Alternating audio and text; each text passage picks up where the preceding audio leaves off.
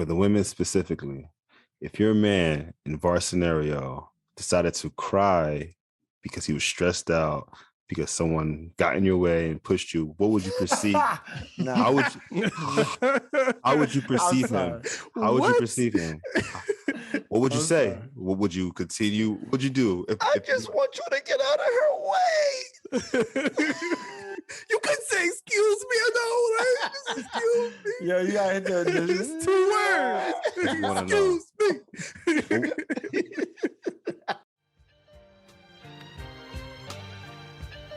You're now tuned in. You're now tuned in. You are now tuned in You're now tuned in.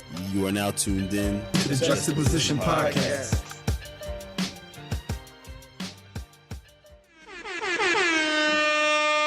Welcome to episode 59 of the Juxtaposition Podcast, aka the Extraordinary Nobodies, aka the Starting Five, aka the Five Heartbeats, aka Four Hubbies and the Possible. There's never a guarantee. I'm your host, Varstinio Hall. Yeah, man, we in the building. First and foremost, before we go any further, good brother Moneybag Yo James will not be with us this evening because he is with his newborn Chloe Corey. Airborne for good brother James. ABW. Yes, congratulations. Wendella is here. Yes. Yeah. Wendella is here. Yeah, so send y'all, you know. If y'all listening to this, go ahead and hit James on Instagram at Convert, AKONVERT. Just say congrats, man. He'll know what y'all talking about. With that being said, what's going on, fellas? How was your week? How y'all feeling? Feeling good, man. Feeling good. It's been a good week. Let's start with Cleveland because I know his weekend's going to be like, yeah, I was just myself. Yeah, not much. Yeah, not much this past weekend. That's for sure. I was chilling, man. This past weekend was good. Actually, man, I got a. I'm excited. Well, no, I'm actually I walked to the living room. No, it's not about last weekend. I'm excited, man. Next week, Kirk Franklin is going to be doing a live interview at my company. So I'll be able to. Yeah, I'm looking forward to that thing, bro. That made my day when I saw that email. I said, is this legit? Is this look at God? Yeah. So yeah, but I'm looking forward to it. So that's next week. But that got me excited, but didn't do nothing over the weekend though. I chilled. Okay, all right. I mean, that's decent. I had to add something in there. That's actually pretty cool though, because that something that you always want, and that's maybe opportunity to connect. Reach out to them and try to, connect. You're gonna be in a little chat like Mr. Franklin, hi. I got my list of questions ready. Like, how many questions can I ask? Yeah, man, I'm looking forward to it. That'd be cool. Wish you more success on that. More to come from that. Appreciate it. Yeah, man. Shoot your shot, man. Don't be scared. God got you. That's what he told me to tell you. Thank God. Won't he do it? It's already done, is what I heard. Ooh, I like that. Just don't be up there stuttering like I just want to say. I was like, yo, my wife was like, yo, you gonna ask him some questions? I'm like, you better believe it. As soon as I saw the email, I'm like, yo, I'm gonna ask him this, I'm asking him that. Yeah, so I'm gonna be prepared. Somebody on Cleveland team, but like, who is Kirk? Shut your mouth. Who is Kirk Franklin? How dare you? Blasphemy. It is. Is that Minister Farrakhan? No, listen. Oh my gosh. Because they be mixing up like people like in the most obscure ways. It's like like how I got called Wayne Brady one day. You didn't. No, they be doing that on. They be doing that on purpose. She was like, anybody ever tell you look like Wayne Brady? I'm like, who are you talking to? That's just the first. It's the first black person that came to mind. Like I was walking in the mall and I saw a guy look just like Wayne Brady. Like no, bro. I look nothing. Let me just say this: Brady. I don't know how anyone could say that black people look alike. We vary in different. Look on the pod, just us. It's wild. It's insane. Nah, I'll say this. I said there are like sometimes when you find some similarities. Like this old guy called being Will Smith at some point in his time. Right, that makes sense. Yeah, I mean, so there are some sense, there's some structure like features, but not Wayne Brady. Like if I called you Kev, I'm like, yo, Kev, anybody ever tell you like T.I.? Like, wait, what? Like, Yeah. I do believe that there are like classes of people along like skin tones, right? No matter what your skin, it's like you ever see some dudes that look like a pit bull. It just we say we be like, yo, they from the same tribe. Like these. Yeah, okay, like, bet. They're like similar. Like it's like you and Pillar 67. Like, no, that's your genome or whatever that is. Yeah. Anyway, Chef Rico, how was your week? How was your weekend, bro? It was great, man. Got a chance to celebrate my mother's birthday, so it came to town. Happy birthday! Happy birthday to Mom Dukes. Yeah, that was really cool, man. It's actually a really good time a year. Like this time was actually like a reflection moment in so many different ways, man. So, but I say shout out to my mom for sure for her birthday, and then I got a chance to like celebrate, Zoe's favorite team, like as they celebrated their 10-year anniversary from winning the Super Bowl this past weekend. And interesting, man, just about, a couple of people that I just, built relationships with over time and supported throughout the journey. I was able to like just watch them connect on that level. So it was kind of cool because it felt like, man, that was 10 years ago. And I was around 10 years ago. And those, damn. And I'm like, man. Wow. So yeah, we got a chance to do that, did the dinner thing and just family was around. So that was cool, man. It was just a good weekend. It was a good redefining weekend of just life and how things are coming full circle in so many different ways. So that's dope, man. Yeah. So I got a chance to spend some good quality time with people. It was good. Good to hear.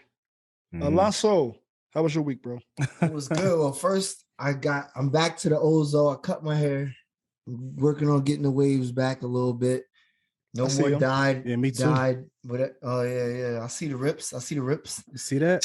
See, that is what when we say that we want constructive feedback. Cleveland set Zoe up, and Zoe hesitated because he was like, "Should I sting him or should I just let him go?" Because he expected to sting, and he was just like, "Yep." I'll pump fake. I don't want to pump fake. I did it with a James Harden step back. Like, no, I'm gonna let that one go. Yo, but the crazy part was when I first cut my hair, Zoe didn't even notice that I was bald. It took him a minute to figure out what was different. You was definitely on the 0.5 before you went all the way, though. Yeah, that's what I'm saying. You had the super Caesar, yo. I worked my way down.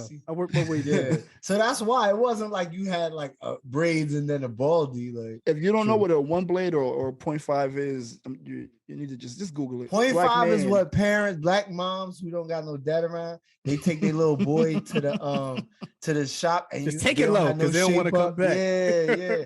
They try to spread at least 3 weeks in between the next cut. Like, right. That's what a 0.5 is. And they mostly badass little kids too. But oh, and shout out one my time being in the barbershop. I got a chance to feel this town again, and it's always a great time to be there, where you just see people coming in and out. Shout out to Zoe's mom, Miss Kim, for pulling up. Shout out to Miss Kim. Give Miss Kim an air horn. Yeah, and always good talks, man. Like I'm trying, you can learn a lot. I always got a problem, got a question. I like taking my problem or question to the shop, and I like to engage with the conversation, and I like to watch the answers come up organically just through having a conversation. I think that's one of the most powerful things that we can do as people. And it's similar around the vaccination, but I'll regress. I want to hear about Var's birthday or weekend rather, celebration stuff. Yeah, man. What's up, man? Talk about the weekend, man. So this past weekend was Tiff's birthday extravaganza. So we did a few things. So I'll start with the key mark. The most important part of the week was she goes to the Lakers game every year for opening weekend. That's just a thing that she does. So we knew we were going to be in LA for the Lakers opening day. But on Sunday, we had dinner at Aisha Curry's restaurant in San Francisco, which was fire. Had a good time. Took some flicks. You know what I mean? I actually gave her present Sunday because we were traveling Monday morning. Hit LA Monday morning. Had dinner that night at some rooftop spot that was just dope. And since Tuesday, we actually went to the Laker game and had a great time. They lost, but it was great to be in the building. We had fire seats.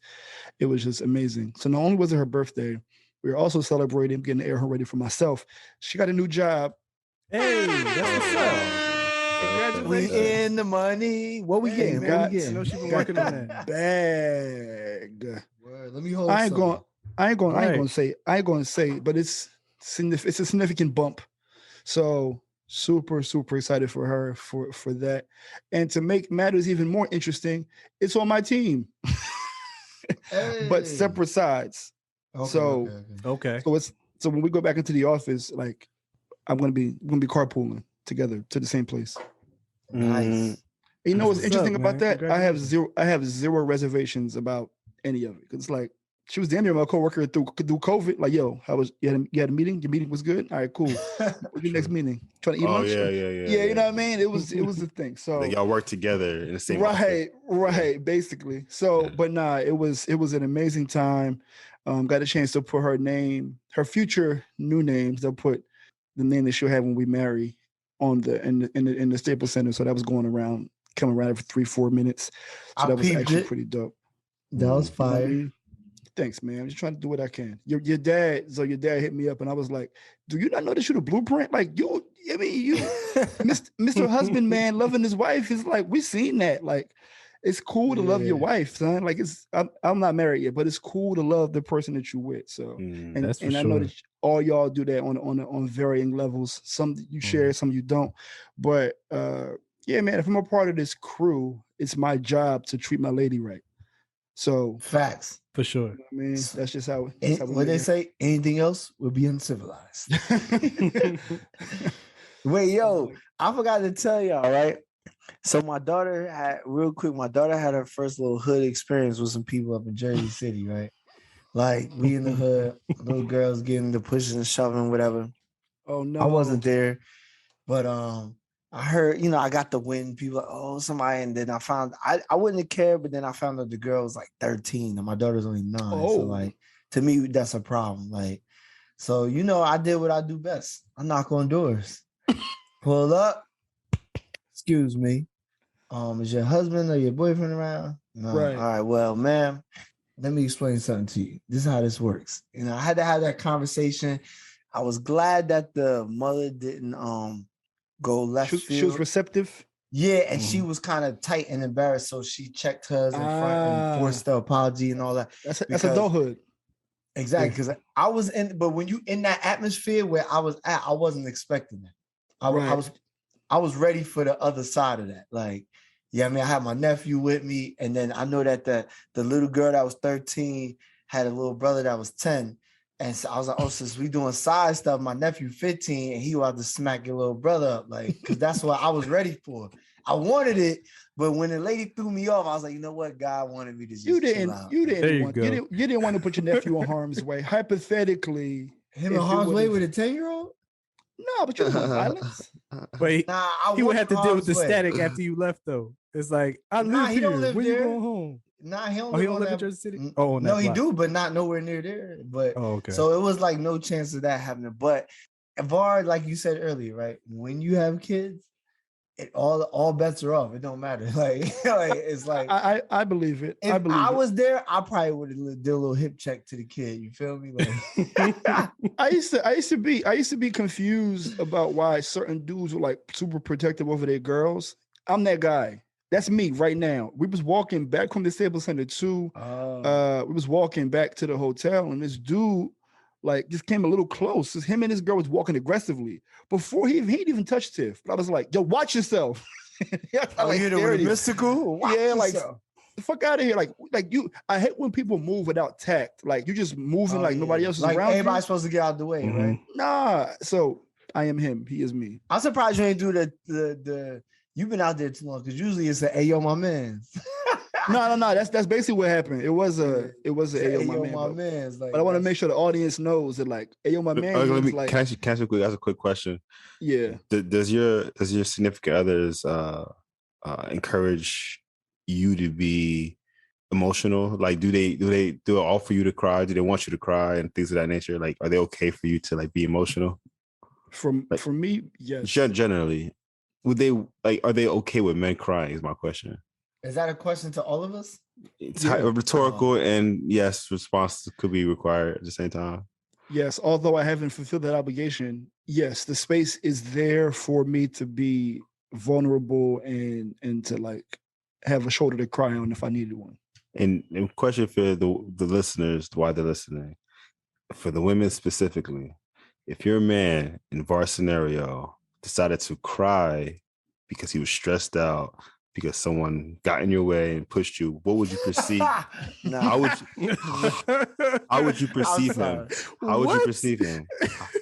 What would you say? Sorry. What would you continue? What would you do? I just want you to get out of her way. You could say, excuse me, I know, right? Excuse me. Yeah, you gotta hit It's 2 words. Excuse me. You just don't understand. Should Tiff continue the engagement, or she should leave now? Well, clearly we just proved the point that that's not okay. I look, I feel the safest when I'm around y'all. Ain't no way that I can come bring this to y'all like, yo, dude got too close. I just cried. I just turned the waterworks on immediately. I was just like, nah, ain't no way in hell. Did it work? Did he apologize? Like, oh my bad. Oh, this nigga crying. Oh, this my bad, fam. Yo, I'll be real though. If somebody started crying like that, like I would be nervous because like that's not like yo, this dude's he's not wired. Something right. Yeah. I'll be shook like yo, my man, what you need? $5? You want a coffee? Like I've been dealing with this shit all day. Yeah, he definitely somebody who cried like in that situation, Kev. That was like forget the icing on the cake. That was lighting the candle. Like that was like it was over. Like something happened earlier. She been stressing him. He just got fired. Yeah, that ain't got nothing to do with us. Yeah. I just want to respond to that. Yeah. My bad. Yo, I would say they should inbox. Ladies, if you're listening, let us know if somebody got too close to you and whereas you may have expected your man to defend you, he cried, how would you respond? You just want to know. Oh no, I was curious. Just want to know. With that said, we are here to amplify the voice of the modern black man. If you cry now, that's okay with us. It's just make sure that you know how to fight. That's all good. That's all. I just want to make sure you're good. If you cry, make sure if you cry, if a dude slide past your leg, just make sure you got some hands. So let's get into the first topic. We haven't talked about this intentionally as a whole topic, so we're going to get into it now because it's kind of present in the atmosphere lately, which is the vaccine and the ongoing vaccine debate. But the things that we want to talk about specifically is like why things are happening the way they are. Corporations are laying off large percentages of their staff who are unvaccinated. Colin Powell recently passed away the other day, although being fully vaccinated, so no, that's a conversation. But the main portion of our conversation is going to be spent today on the Kyrie Irving story. And if you have not been aware of the Kyrie Irving story, here's a brief overview. Kyrie informed the Nets some time ago that he wouldn't be getting the vaccine, which is in direct contrast to the New York City mandate, which basically says that NBA players, because of the work that they do, need to be vaccinated. He went on IG Live last week, and here's some of the things that he cited as to why he was not getting vaccinated. Quote, "I am doing what's best for me. I know the consequences here, and if it means that I'm judged and demonized for that, that's just what it is. And it's just about freedom of what I want to do." So with that said, what were your reactions to this entire ordeal when you first heard it? Starting with good brother Cleveland. Oh man, I was hoping Kev would start this one being the health guy, but he got to close it. You know what I mean? He got a closing picture. I feel you. But honestly, it kind of threw me for a loop. Not the fact that Kyrie didn't want to get it. I think what's throwing me for a loop in general is the mandates that I'm seeing for it. And maybe I misunderstand. And I am vaccinated. I'm pro-vaccine, but I still believe that it's someone's choice whether or not they want to be vaccinated. Right. And from my understanding of what the vaccine does, it prevents you from getting sick, like deathly sick if you were to contract. So I don't spread. So that's the part that I never understood because I hadn't heard that it slowed the spread because I was told you can still get this even when I got it. Like you can still get it. It's just decreasing your chance of getting deathly sick if you do it. So it's like for me, if that's the case, then why the mandates? Why are we making someone put something in their body that truly only impacts their well-being if they contract this virus? To me, that throws me off. And I am on the side of let me decide what I want to put inside of my own system. Mm-hmm. Don't tell me that I have to do it in order to make a living, because those kind of mandates to me, they they push a line they cross a line that shouldn't be crossed. Don't tell me I have to put something inside of my body in order to earn a living and provide for my family if I don't want it in there. So that was my initial reaction. And again, I'm no expert on the vaccine. I just know what I've been told. So to me, something's not lining up, in my opinion. I think it's also depends on the type of occupation that you do. Whereas basketball players are in close proximity with each other, very, very close, locker room, playing, on the court, different players, coaches, fans. I think that is the potential risk to spreading it, because did you hear somebody compare this about Magic Johnson? It was like Magic Johnson was allowed. Yeah. It's a terrible comparison. It's a horrible comparison. The way that it's contracted is completely different. Like, then I'm not going to say that how explicit the tweet was about what NBA players would have to do in order to get AIDS, as opposed to how the coronavirus is transmitted. But yeah, man, Chef Rico, how you feeling about it? I know you. I don't know if you hit with any stats or anything, but what was your perspective on the Kyrie Irving situation? I think people are misinterpreting Kyrie argument, and people are misinterpreting as he has an issue with the vaccine, which he doesn't. His issue is just his freedom of rights are being violated, as you guys mentioned. You know, that's one. I think we've been given this information about how to go about the vaccine, and we've been talked about who's at most risk. But I know you guys mentioned about being a basketball player and an athlete being close, but you know, they're quote unquote the most healthiest probably people given their line of work. And so they're not really at the highest level of risk when you think about the people that are vulnerable in contracting disease or becoming very, very ill from the disease, given their level of physical activity and diet and nutrition, which I feel like I wish, you know, more public health advocates would take more lead in talking about prevention. Which we haven't talked about a lot. We don't talk about, you know, eating right and being active, you know, and you know, I'm not against the vaccination at all. I think that if you choose to get vaccinated, then you should get vaccinated. I think it should be a choice. But I feel like the force is interesting, as Cleveland mentioned. I feel the same way. I feel like the shoving it down and being intentional is very interesting. I don't want to make any assumptions. But again, as I mentioned, I think that the idea that we talk about population of athletes, I feel like they don't necessarily, they're at the least, like, we haven't heard of any athletes contracting the virus and had to be hospitalized. Most athletes who contract the virus aren't even able to feel they have symptoms because I guess they're, you know, active all the time. It's a respiratory disease. So it's weird. Somebody, Cam Newton. Yeah, that was weird to me too, because I feel like they were just trying to slide Cam up out of there. But not this time. Because, you know, when he got off on a bad foot, his first season with the Patriots last season, and he got COVID in like week 4, and it kind of like jacked up his progress. But from what he was saying, that COVID like jacked him up, like it took him out. I think what I've heard when I hear him talk about it, I'm not an expert. I don't know. I feel like what I received from that was there were no symptoms that he experienced, so it became more psychological. And when you're sick, you're only thinking about getting better. You're not thinking about studying these complex New Patriot England playbook because you're only thinking about getting better. Where's a lie? It's just hard as hell, apparently. Apparently, that's what I heard. Right. Apparently, she graduates it's like college. Like every session or lecture is a new topic that you needed to build, and if you miss one class, then you're like 2 behind. You set you back. So he said that he felt like the team moved on without him. I remember him saying that. So you stressed out at home about getting COVID. You don't know what's going on. You're thinking about symptoms. You're just so paranoid that you don't want to leave the house, and you're just psychologically just thrown off guard. Now it's time to perform, and you're 2 steps behind. Now you're psychologically depressed. Now you're having questions. Now you're having doubts. Now you're second guessing yourself. You know, these things are psychological, right? It was crazy. You just turned into Kevin A. Smith right now. That was masterful. Kevin A. Smith. That's actually a good one.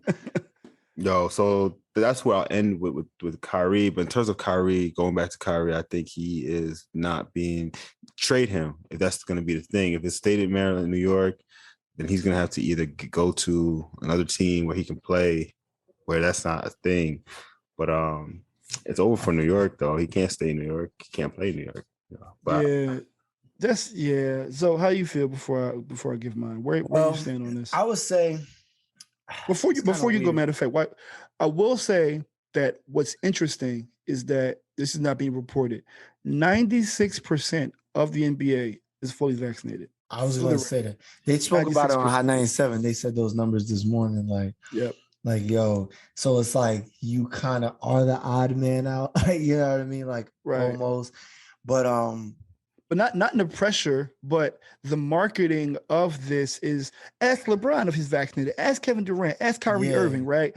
It's the like, oh, let's see who the 4% is instead of flipping it to saying the 96% are. Yeah. They, of course, they're gonna do that. So I would say this. The first thing I would say is in June into July, I actually had COVID, right? I tested positive. I was down for about 3 solid days. I lost my taste for about 3 weeks. So I know it's real. So now that we get that out the way, because a lot of people are still on this other theory, right?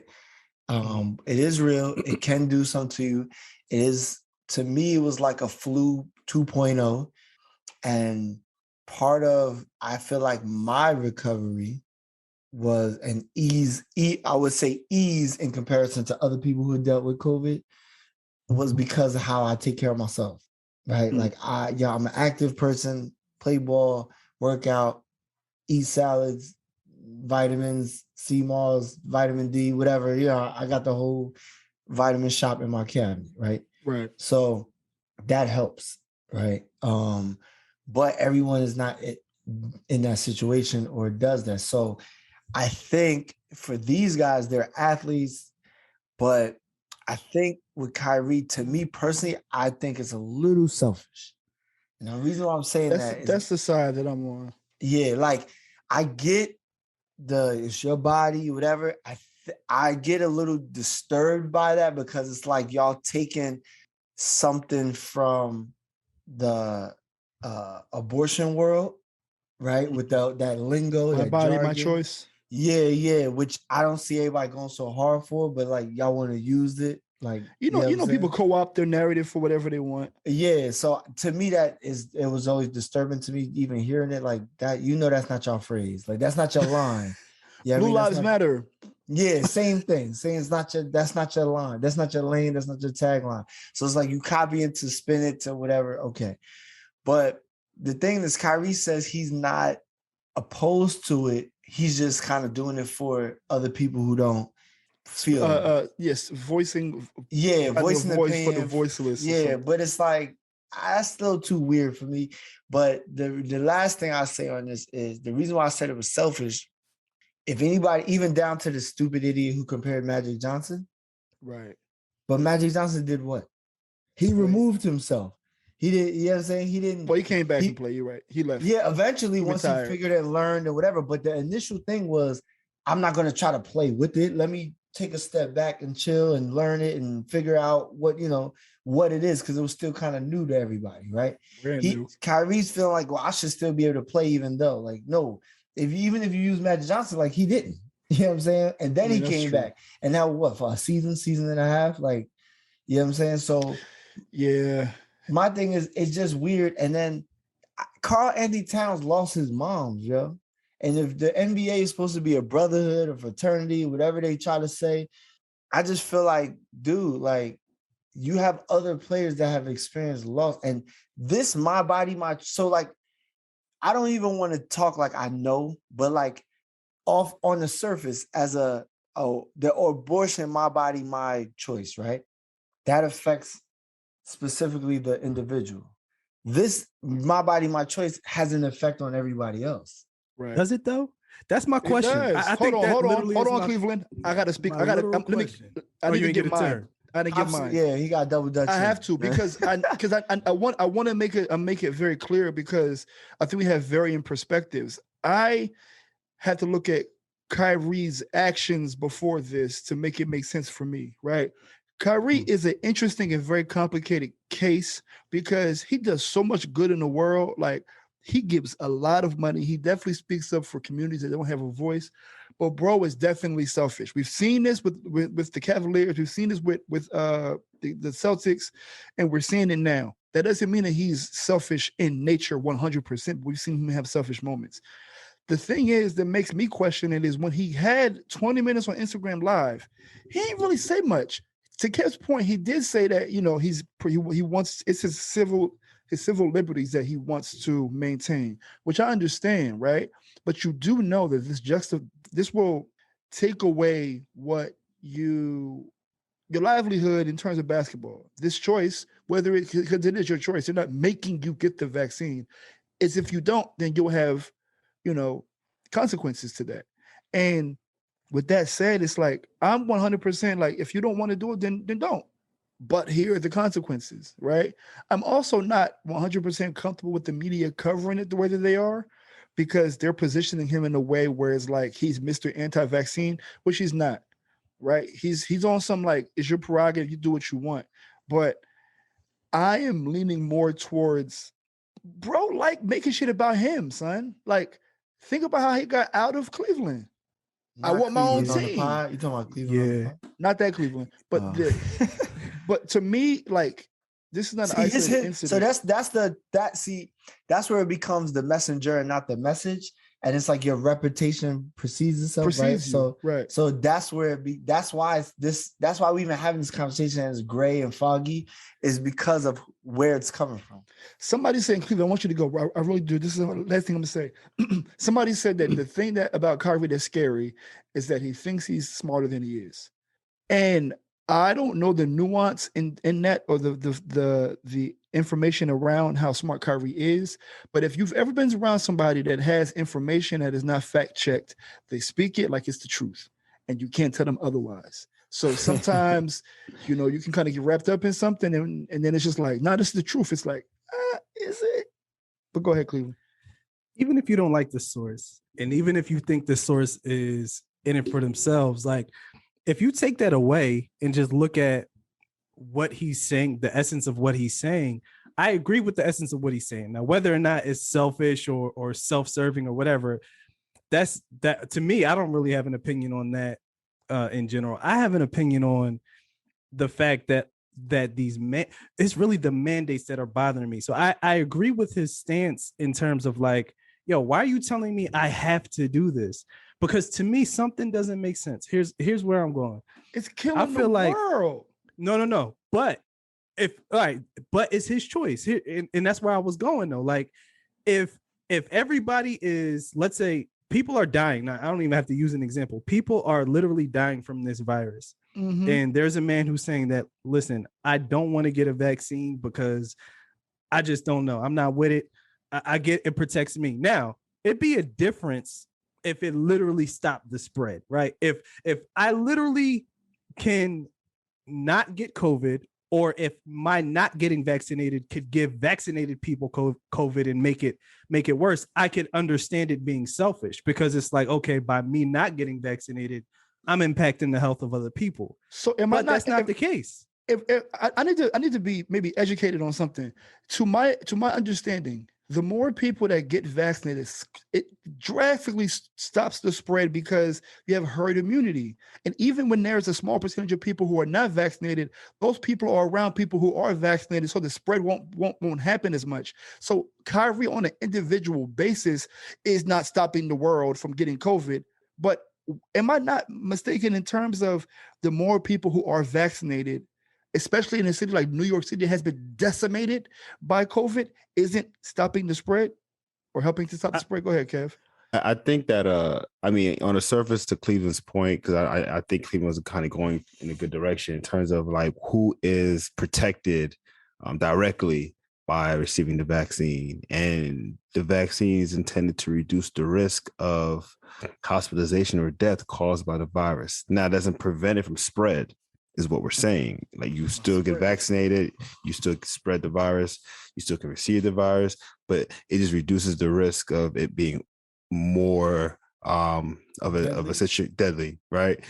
My other thought was, well, if we're saying herd immunity is 70%, and y'all just sat there and told me that the 96% of the NBA is vaccinated, then what's the problem? He's only 4% of the population. It's not an NBA rule. It's a New York City rule. That's the thing, right? So now the NBA and NBAPA can get behind looking at it from that perspective, right? Looking at it from a population now and create some mandates around that. But the mandates aren't consistent, which doesn't help this case, because you go to different states, there's different regulations.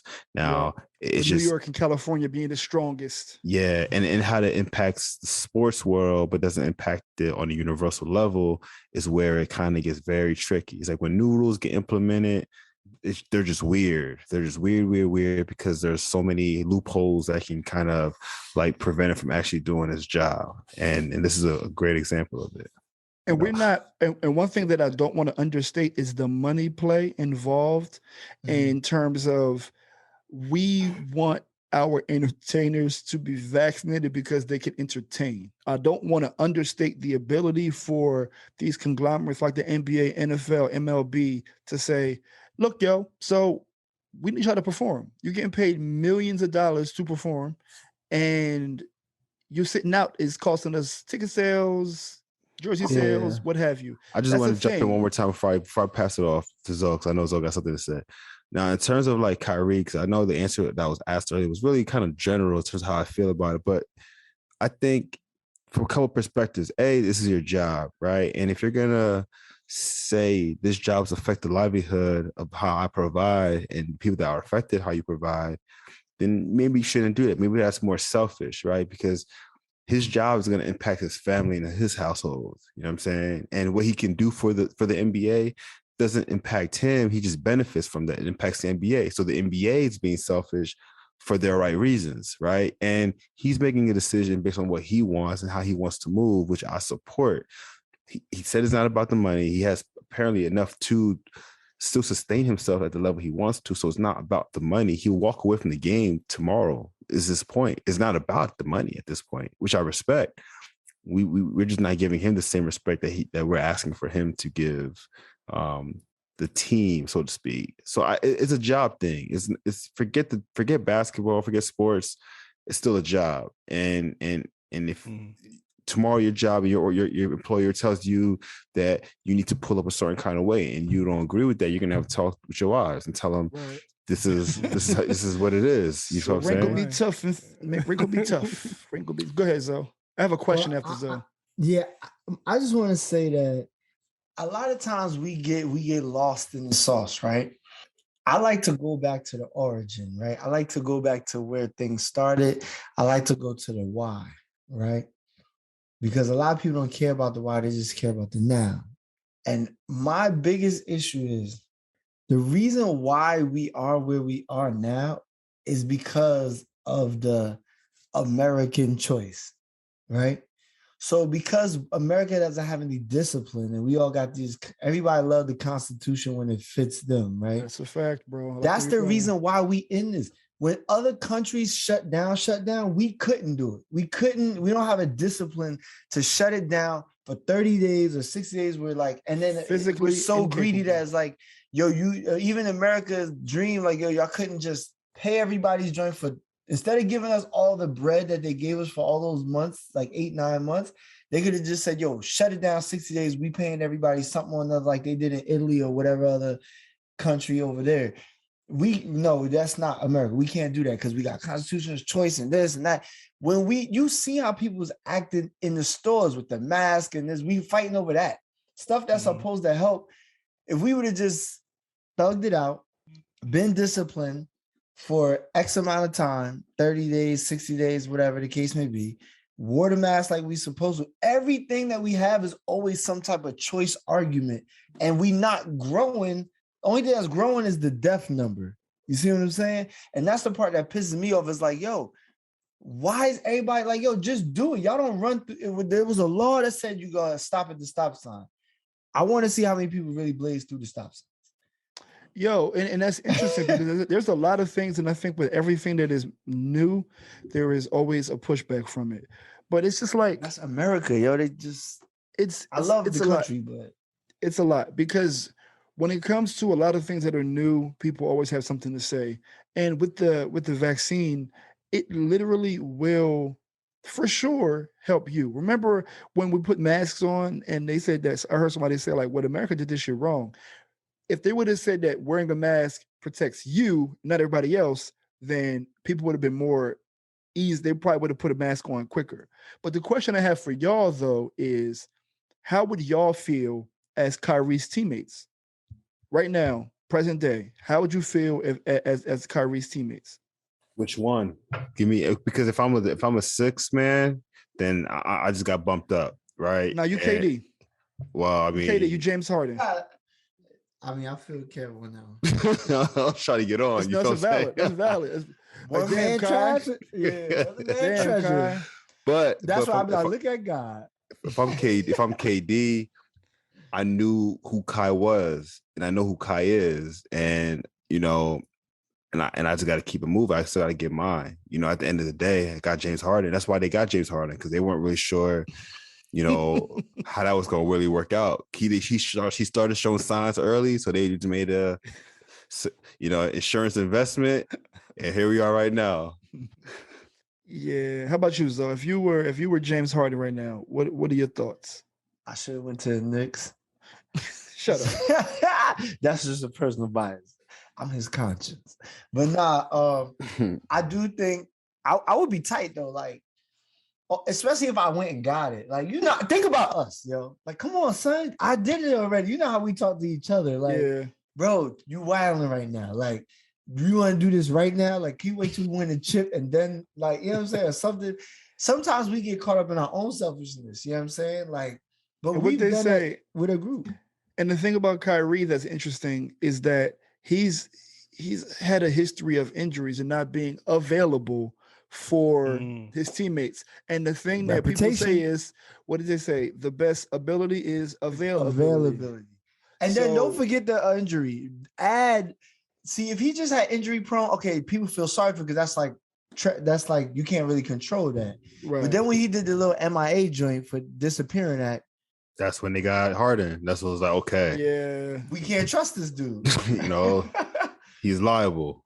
You know? He like the Bernie Mac joke on King's Comedy where you like, black people only people go to work and tell their boss what they ain't gonna do. Like yo, I ain't come here to work. like really? Yeah. Nah. And that's the sense I got about the whole thing. I think it's just because it's Kyrie, so it seems like a Kyrie-ism, as opposed to like being legit about the vaccine. And it's sad because it kind of like diminishes what he's trying to say. The messenger matters, yo. The messenger matters. Though. It does. I agree with what he's saying, but I guess the fact that he has done the things that he's done is kind of like, so all right. So if the message, Cleveland, if you're pro-vaccine, right? How can you exist in a world where you're pro-vaccine, but you are also empathetic to his perspective? Because what he's basically saying is that he wants everybody to have their choice, which is okay, but he decided not to. But you, as somebody who was pro-vaccine, I want to know where you toe that line.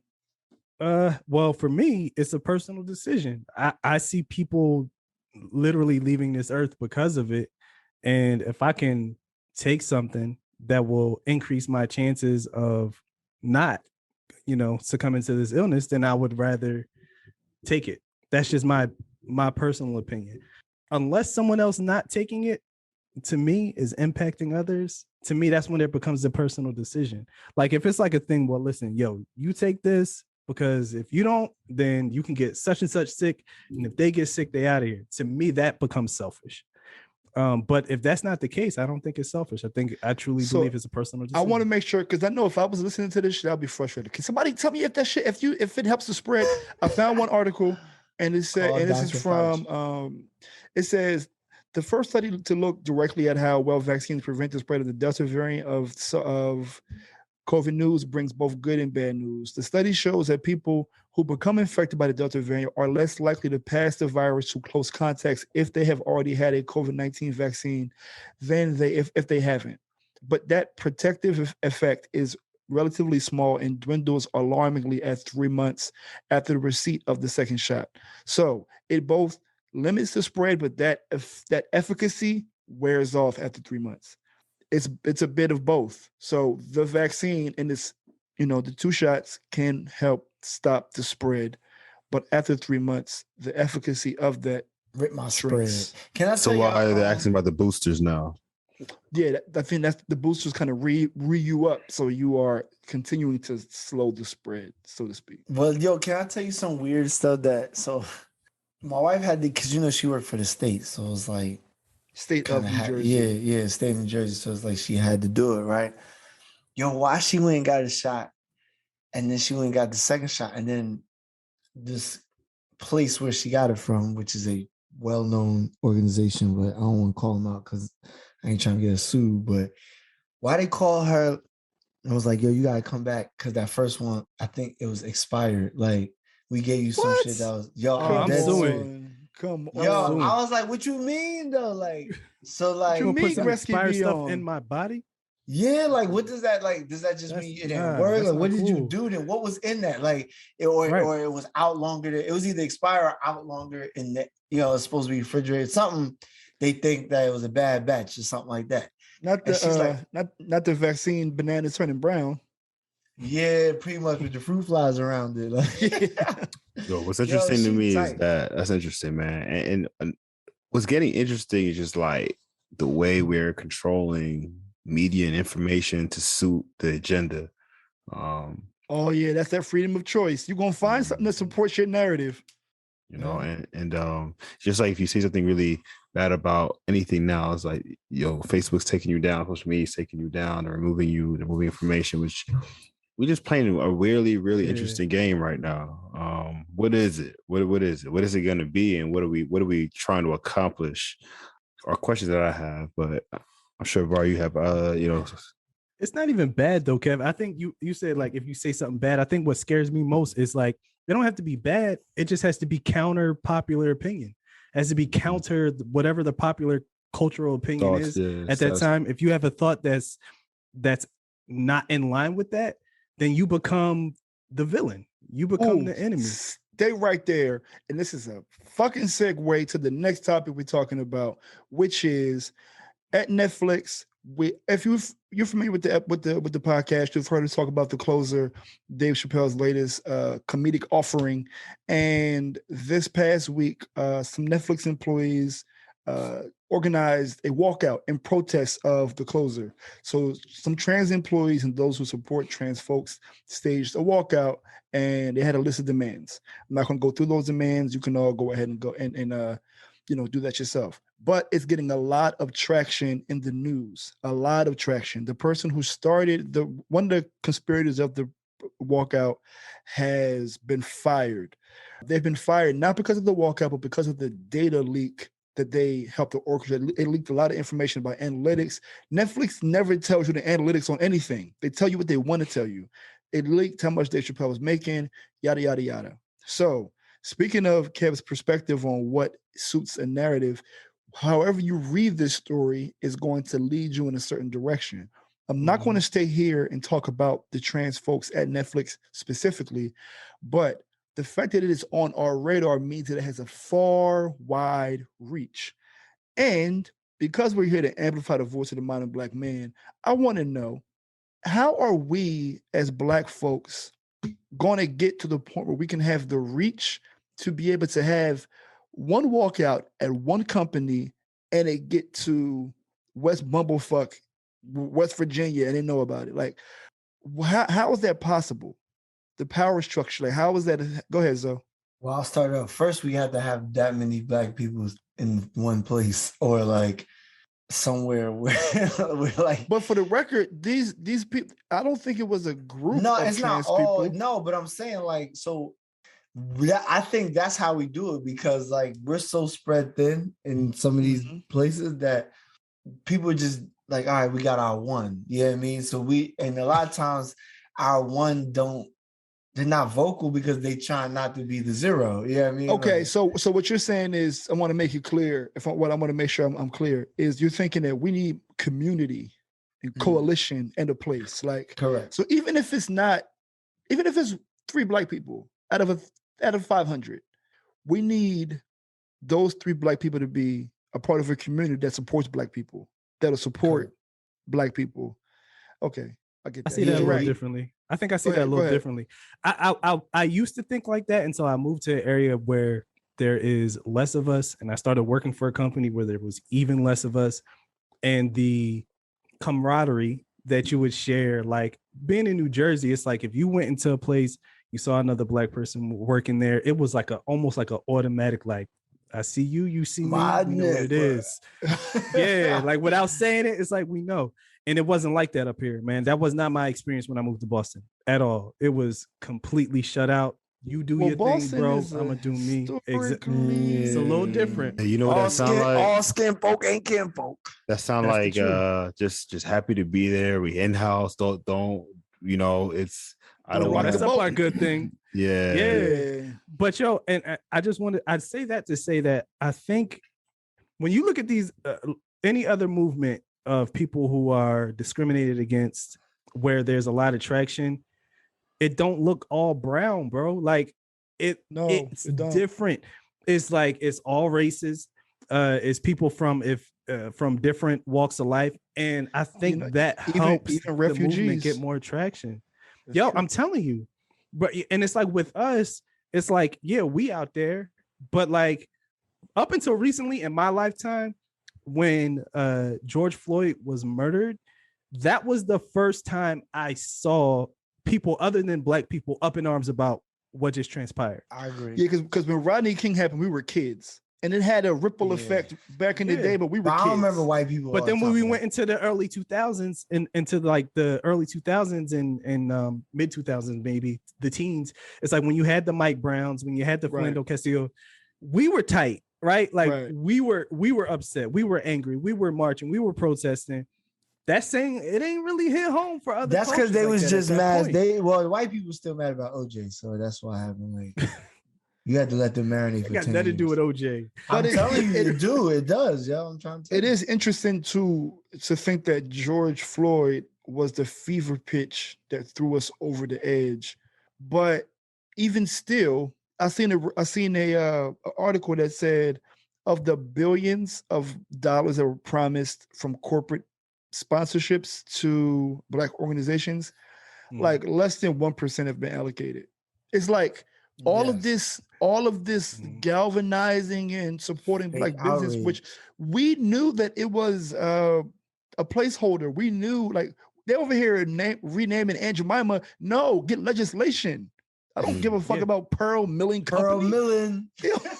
Give a fuck about Pearl or her milling. Like, bro, you could have kept Uncle Ben and get rid of the anti-lynching bill. Where were our demands though? Like, I think that's another thing that I see differently. Nah, Ice Cube tried. They roasted. They killed him. They killed him. But Cleveland, real talk though. Like, we still gotta demand the shit. Like the demand. Yeah, you had to be organized. No, but I'm saying the demand. Yeah. Time out though. But I'm not saying like. I'm saying today in 2021, the demands that we're saying we need, we demanded them already. Like anti-lynching, 1960 something, bro. People's getting now they still doing it. I'm saying the whole civil rights, even while the LGBTQ plus, it's the civil right. We said it last week, the civil rights bill, but that was us demanding. We need civil. We need to be acting. We're human too. We've been saying it for how long? So that's why I said it like we got to say this every episode. If you are not familiar, as a part of the Civil Rights Act of 1964, every immigration act came about because of that bill. And it led to the Immigration Act of 1965, which we brokered as a part of the Civil Rights Act in 64. All the things that people who are not born here are given or feel like they are owed is because of Black people. Understand that. That's all. Black people. But getting back to it, like here's who, if we did stage a walkout, right? Who's walking out with us? Cleveland. You at your company, you like, you know what? Fuck this, or freak this in your language. Freak this. I don't like what's going on. I don't understand. You know, who's with me? Like your fucking Jerry Maguire moment. I'm out this bitch. Who's with me? Who's going? I'm out. I'm gonna flip the table. Man, you gotta think about it. Unfortunate. I mean, I know Cleveland. Go ahead. I just think it's hard to expect the people that you want to ride with you with the movement of Black movement, because the success rate has been so low. Now, transgender and LGBTQ community, they've been very successful with getting their demands met. So there's a higher risk, or there's a lower risk in jumping on their bandwagon and support, because it's probably going to be an outcome of something coming of the bum. Yeah, you know, it's just there's less of a chance, and a lot of people from the community aren't Black, so they're decision makers. It's a lot of companies, a lot of organizations, so it's just a blend of much more leverage and power than the Black community would ever have, because of the diversity that comes along with that community versus Black community, in my mind. I think, you know me, I'm going to just be quick. I'm walking out. I'm probably leading the charge. I'm smacking the lady at the front cup over, and I'm flipping the desk like Mr. Darnell Leno when he got fired. Okay. So y'all, that's me. Everybody who know me, that I don't even gotta say no more. Next. So like, if I'm getting fired, I'm gonna get fired. I ain't gonna get let Darnell, go. You're fired. I mean, yeah, you got no choice as a Black man. You gotta get up and move. I think, because you can't tell that to Ben Carson. You know. Oh, me? Hold on. Traverse? Tim Scott. Yeah, tell that to these folks. It gets very sticky right there. I mean, I don't know. Me, you ask me that, what do? I say I want to tell you that my spirit tells me to get up and move. You know, I'm gonna tell you that. You know, I think that's what's in my blood. That's in my sin. You know, it's the sacrifice. So everything is fine and dandy till you gotta give something up. That's the problem. Like, okay, so I'm walking out, but that mean I gotta lose my job. Kev was speaking earlier about dudes crying. You're gonna see a whole nother side of dudes when the CEO walk up to your desk like, yo, my man, whisper in your ear like, yo, pack it up. But. They like, yo, this is all your fault, son. Like, nah. You know, back in the days when it's like, if you mess up, you don't get in trouble, but your man get in trouble. So imagine you being a person. Cleveland, this is a question for you. Imagine you popping off the walkout, and it looking like, you know what, Josh next to you, you're fired. What do you do as the leader of the movement? Do you be like, oh shit, damn Josh? Or my bad. Like, I ain't know it's gonna work out like that for you. Hey, y'all send you something. I'll send you a care package. Yeah. What do you do if your boy caught a stray, or the members of your tribe caught the stray, and even if you did or didn't, like, do you think that that's the risk they took by riding with you, or is it like, damn? It is. Yeah, well, it is the risk you take by riding on something like that. The problem is, though, like, this is something we discussed last week, and we're discussing it again this week. It's like, why is that the risk with us? Like, I almost feel like when it came to Black Lives Matter movement of last summer, it was almost like that's when we could have done it without worrying about the recourse, because it almost seemed like the companies were almost more concerned with some type of recourse for Black people standing up for themselves, which is all we were doing. But that's kind of like dying down a little bit. The money is gone. I can't speak for all companies, but my company was all right beforehand, and they are better, and they are more concerned with like voices. Once again, as Black people, we create the noise and for everybody to benefit. So now everybody can speak about their issues in a way that's going to be more inclusive. Not to say that it wasn't, but it's more space now. Create the model. But we don't receive the benefit of the model that we create. And that's the thing that I always hate. It's like, do your fucking Googles. How am I able to have space? Oh man, it's Black people. If there was a movement that was happening, I guarantee Black people were involved in it. Man. There's a certain amount of fatigue too, though, right? Like, when you think 100%. About, like, everything that's happening, it's like if I get up and say, let's walk out, it's like you start thinking like, yeah, bro, we did that before, right? Like, that's what I was saying. That's what I was saying. I got a perspective. Remember, we spoke about T.I. earlier. Remember, T.I. had that issue with that restaurant Houston's that was in Atlanta. I don't know if I remember that. So what happens is the really bold and audacious celebrities feel like they got enough clout, enough following to be like, you know what, like we stopped fucking with these people, right? And then there are some people who are like, that's cool. And other people are like, nah, I actually like that. I ain't fucking with it.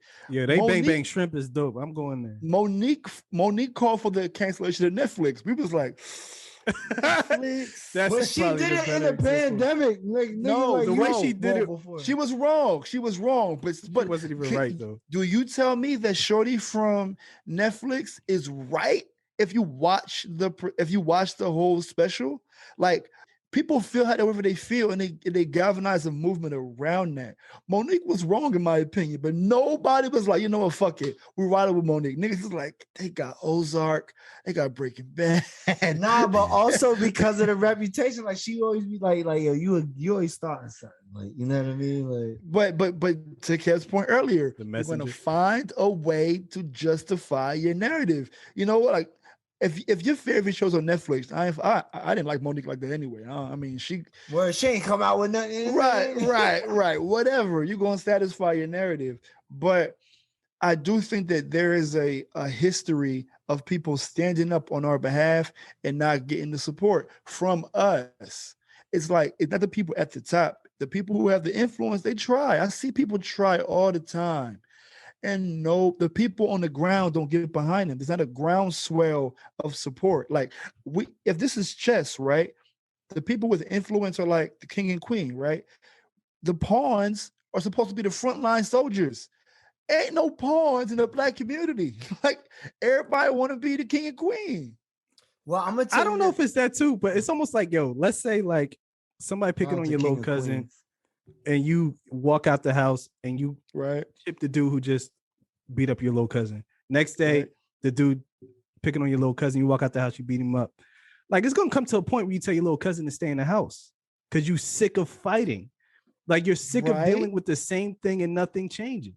And I think that's what's happening, bro. Like, I'm not saying it's right. I'm just saying it's metaphorically, real. Niggas been getting their ass kicked for a long time. Metaphorically. For a long time, bro.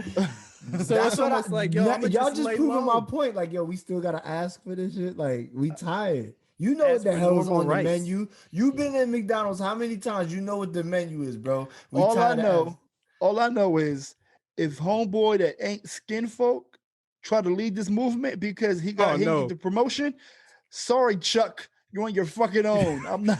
I might ride with Chuck though. I might ride with this ain't skin folk. I'm gonna tell you why. Because it goes back to he not gonna lose now. You're not gonna get in as much trouble as we would. Or you're not going. So we gonna host you up.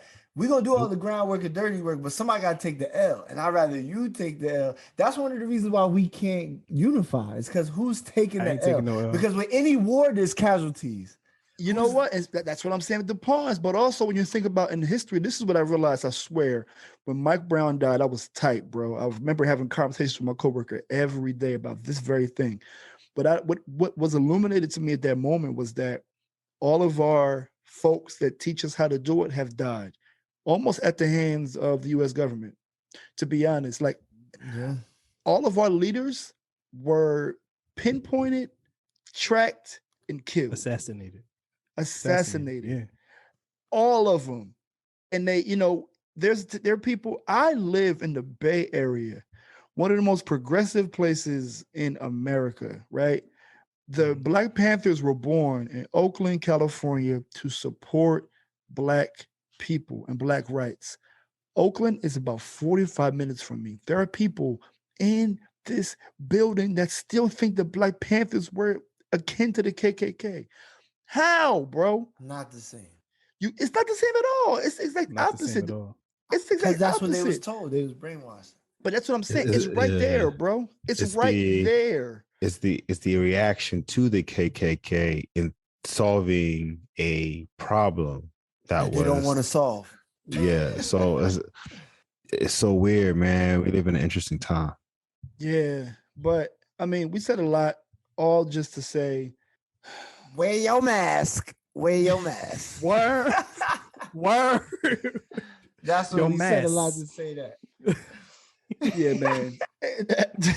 And with that said, let's get to your favorite segment. Here we go, yo. Here we go, yo. So what's the scenario? Hey, yo, Zoe knows this. Zoe knows that. So light skin, Zoe stay black.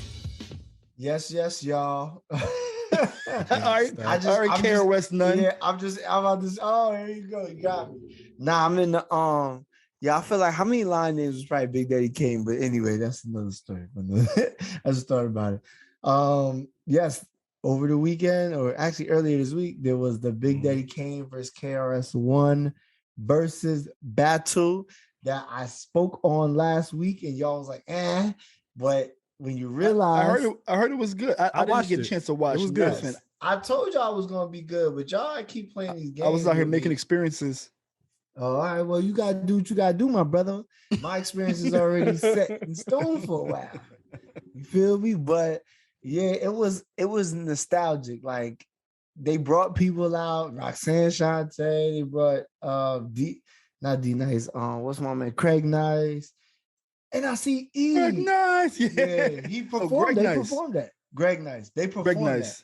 I don't care what his name is. He nice. But anyway. Ooh la la. Yeah, you say we. I said Muhammad Ali. I say Cassius Clay. I say butter. You say parquet. Yo, he ripped that joint. Yo, that he was having a conversation with himself.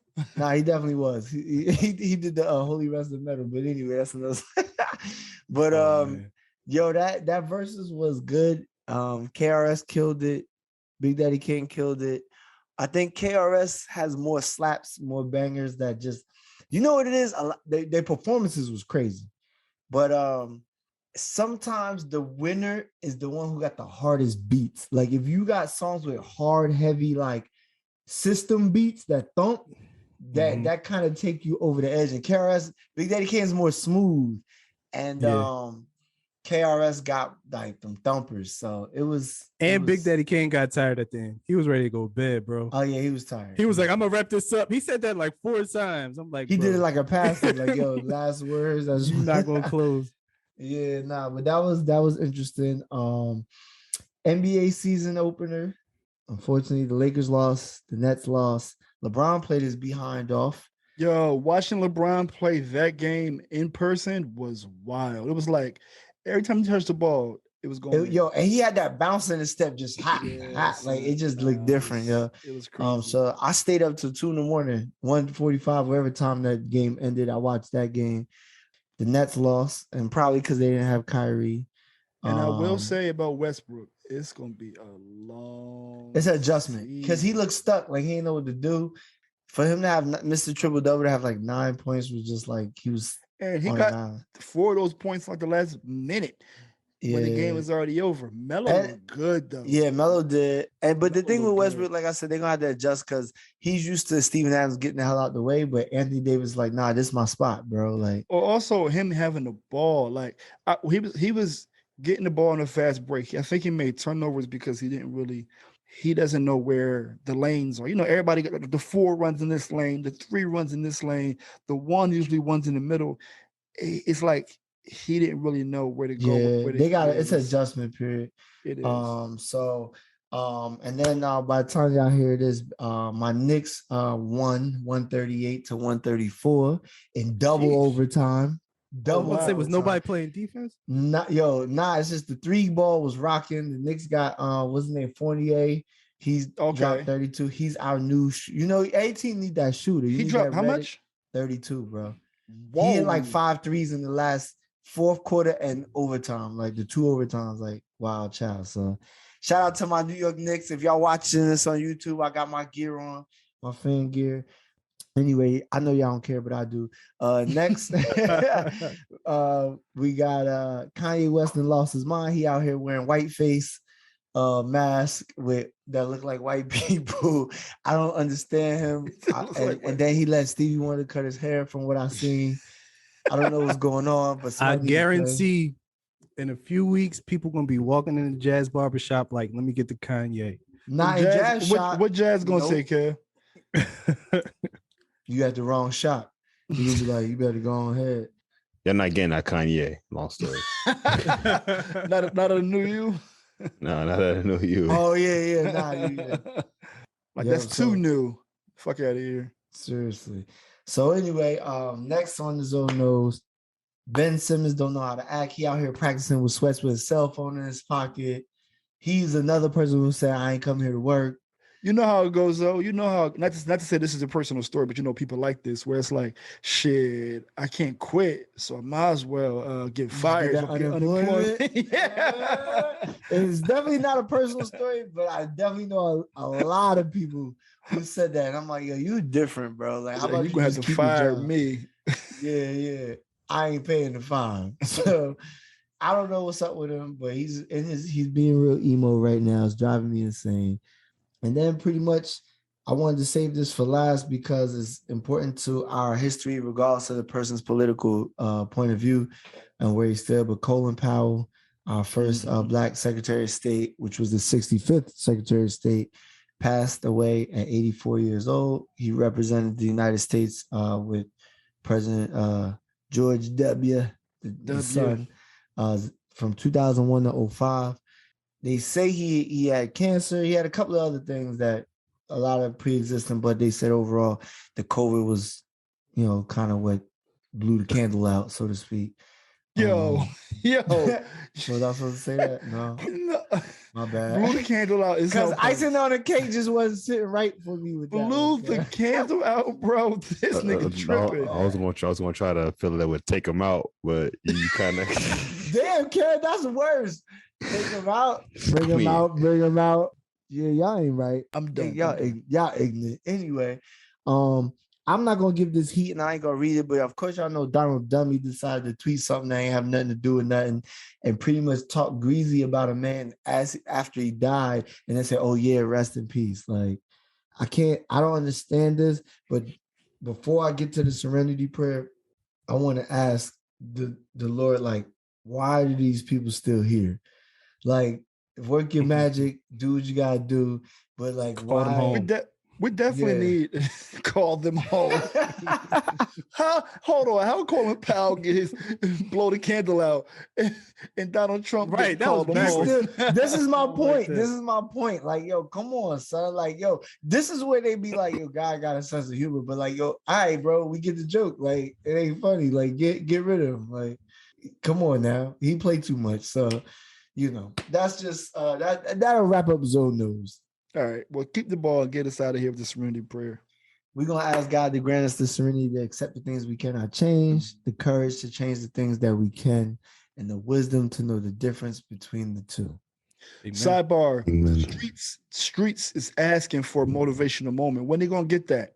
When they going to get that? Next week. The streets is asking. You heard it here first. The streets need that motivation, need that double M. You know what I mean? I got it. Next week, I got y'all. Speaking of, that has been episode 59 of the Juxtaposition Podcast. You got to have love. You got to have. Thank y'all for rocking with us so far. If you're still here, we love you. Peace. Love and soul.